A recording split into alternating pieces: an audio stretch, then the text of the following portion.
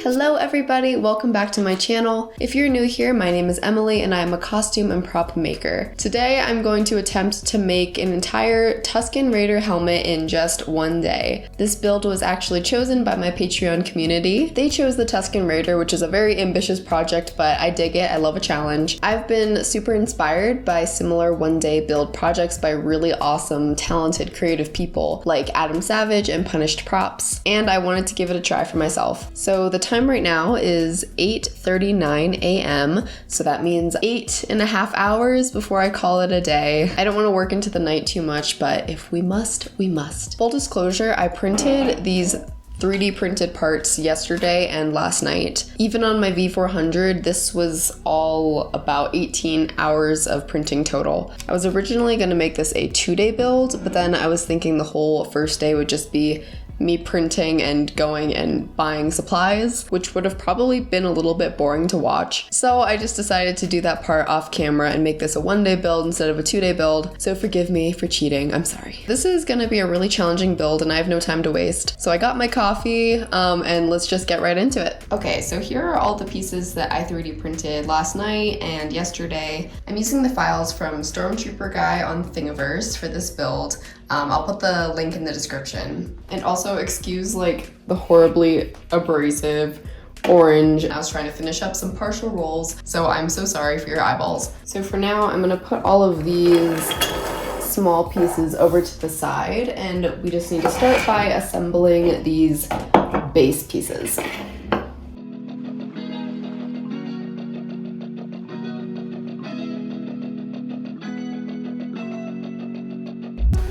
And by the way, this slightly messed up piece here on the nose is because my printer, the filament snapped while it was printing this piece. So I had to restart the print, but I didn't start it quite at the right layer height, which is why it looks a little bit messed up. But all of this is going to be covered with faux leather and stuff in the end, so I'm not super concerned about it.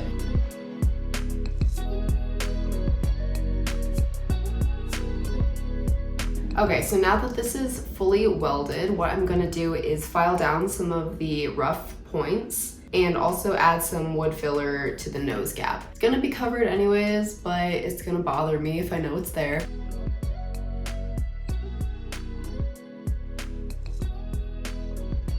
Okay, so now that all of the gaps and stuff are filled with wood filler, I'm gonna go ahead and let this dry, and while this is drying, I'm gonna move on to the small pieces. And I'm just using some 220 grit for the first pass.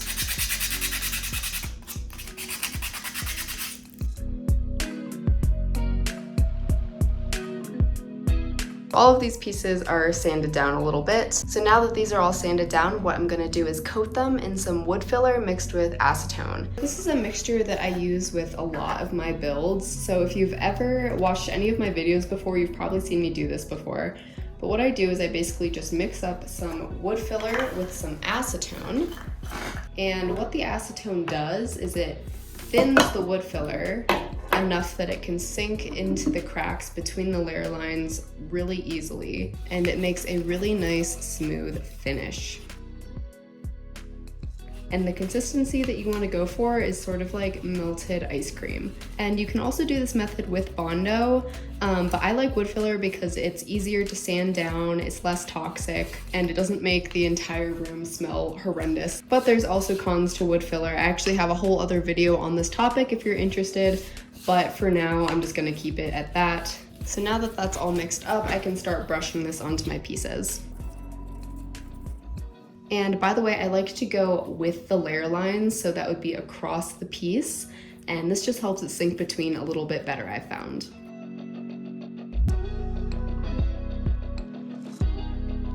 Okay, so these are all covered in the mixture now. So what I'm gonna do is I'm gonna clean up a little bit, and by the time I'm cleaned up, these will be ready to sand. A few moments later. These are ready to sand now, so what I'm gonna do is just go back in with my 220 and just sand down the wood filler.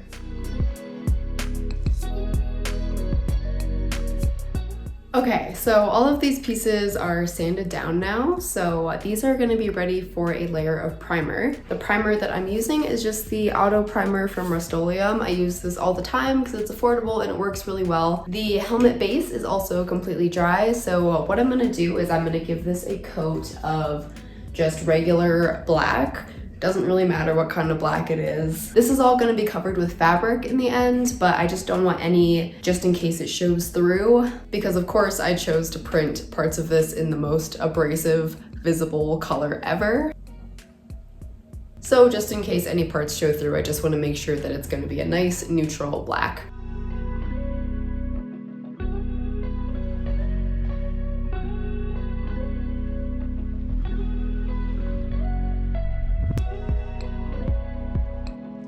While those pieces are all drying outside, I'm going to start working on the fabric part of this. I have this just regular thin cotton muslin, and I also have this a little bit thicker canvas. I don't actually know what it is. I got this secondhand at Goodwill. These need to be dyed a little bit darker to a tan brown. So that's what I'm gonna do right now, but first I'm going to cut this up into strips. It's 11:12 somehow already. I don't know where the time is going.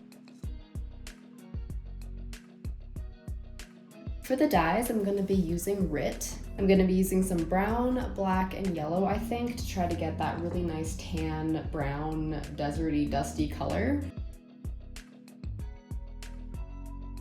Okay, so those fabric pieces are all rinsed out and they're in the dryer now. So now what I'm going to do is I'm going to go get the pieces from outside and I'm going to do a wet sand on all the primed pieces.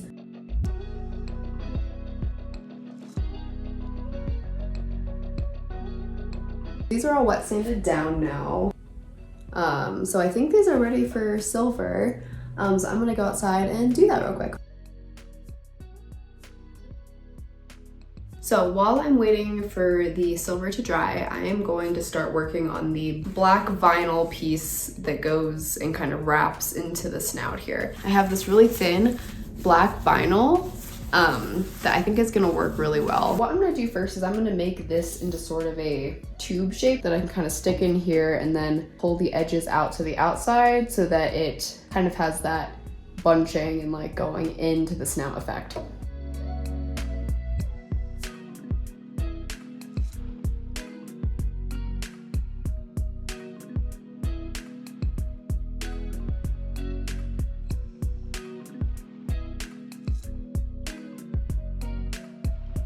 All right, so that is all glued down now.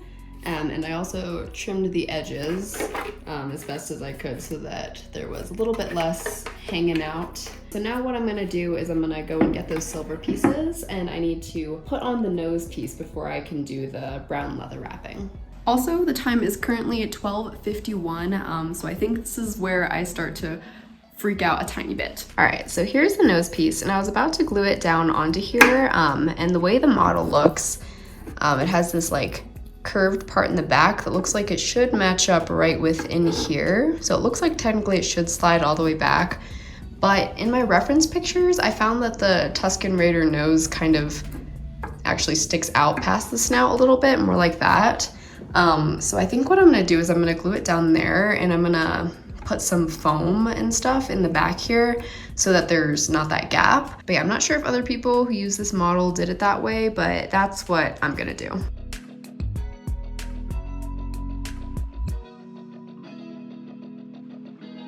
Now that the nose is taken care of, it's time to start working on the brown leather part.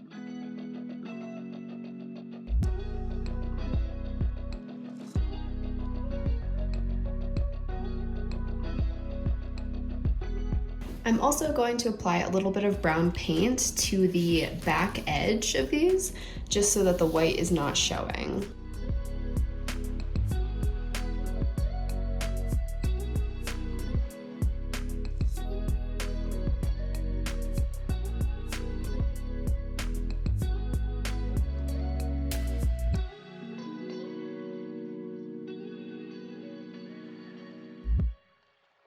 So the brown vinyl doesn't look half bad.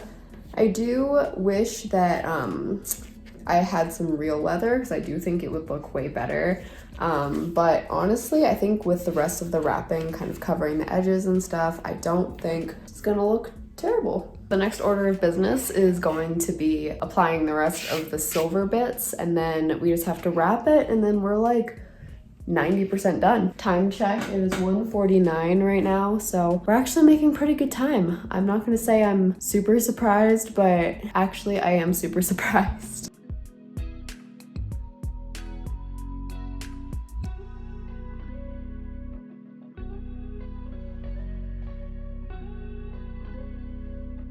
Okay, so we have all of the silver bits glued on now, and it's time to start wrapping this up.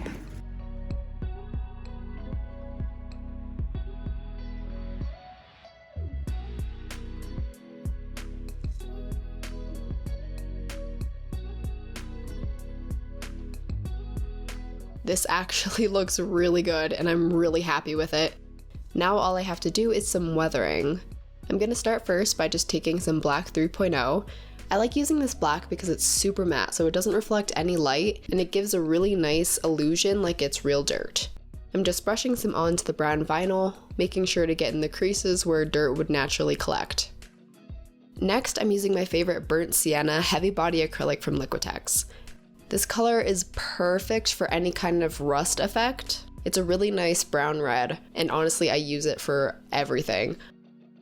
And finally, I'm mixing up some of the burnt sienna with the black 3.0 and watering it down.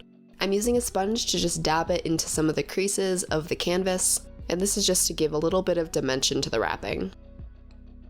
And this is the final look. I am so stoked about this, and I'm honestly really proud that I got this build done in a day. It's actually only 4:15 right now, so I even beat my time prediction by a little bit. This was such a great exercise in making decisions and just going with them, and being okay with some parts that weren't totally perfect. Sometimes I have to realize that I'm literally the only person that's going to be able to see any of these little spots. Thank you guys so much for following along with this build. This build was voted for, by the way, by my Patreons. If you like builds like this, please check out my Patreon. I'd love to have you in the community. Thank you guys so much for watching, and happy crafting.